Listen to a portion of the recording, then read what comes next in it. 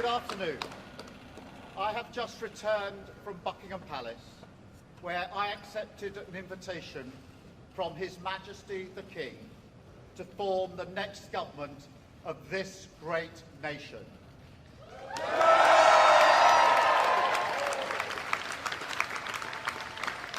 want to thank the outgoing Prime Minister, Rishi Sunak. His achievement as the first British Asian Prime Minister of our country, the extra effort that will have required, should not be underestimated by anyone. And we pay tribute to that today. And we also recognise the dedication and hard work he brought to his leadership. But now our country has voted decisively for change, for national renewal, and a return of politics to public service.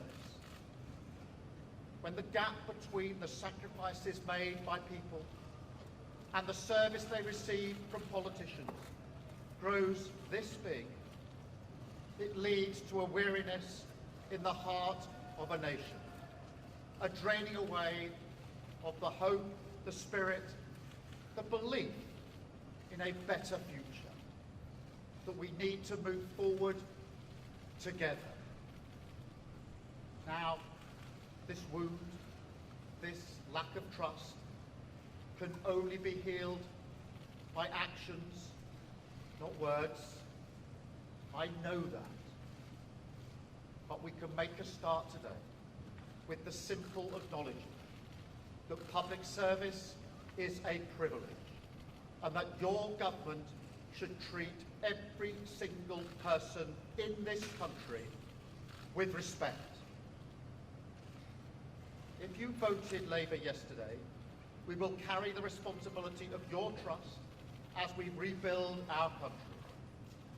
But whether you voted Labour or not, in fact, especially if you did not, I say to you directly, my government will serve you. Politics can be a force for good. We will show that. We've changed the Labour Party, returned it to service, and that is how we will govern. Country first, party second. Yet, if I'm honest, service is merely a precondition of hope, and it is surely clear to everyone that our country needs a bigger reset, a rediscovery of who we are, because no matter how fierce the storms of history, one of the great strengths of this nation has always been our ability to navigate a way to calmer waters. And yet this depends upon politicians, particularly those who stand for stability and moderation, as I do, recognising when we must change course. For too long now, we've turned a blind eye as millions slid into greater insecurity. Nurses, builders, drivers, carers, people doing the right thing, working harder every day, recognised at moments like this before, yet as soon as the cameras stop rolling, their lives are ignored. I want to say very clearly to those people, not this time. Changing a country is not like flicking a switch. The world is now a more volatile place. This will take a while. But have no doubt that the work of change begins immediately. Have no doubt that we will rebuild Britain with wealth created in every community. Our NHS back on its feet facing the future. Secure borders, safer streets, everyone treated with dignity and respect at work. The opportunity of clean British power, cutting your energy bills for good. And brick by brick, we will rebuild the infrastructure of opportunity. The world-class schools and colleges, the affordable homes that I know are the ingredients of hope for working people.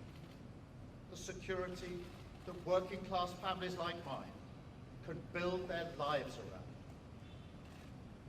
Because if I asked you now whether you believe that Britain will be better for your children, I know too many of you would say no. And so my government will fight every day until you believe again. From now on, you have a government unburdened by doctrine, guided only by the determination to serve your interest, to defy, quietly, those who have written our country off. You have given us a clear mandate, and we will use it to deliver change, to restore service and respect to politics, end the era of noisy performance, tread more lightly on your lives, and unite our country. 4 nations standing together again, facing down, as we have so often in our past, the challenges of an insecure world, committed to a calm and patient rebuilding.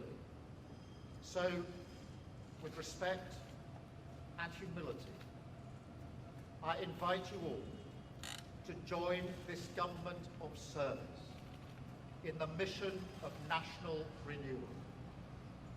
Our work is urgent, and we begin it today. Thank you very much.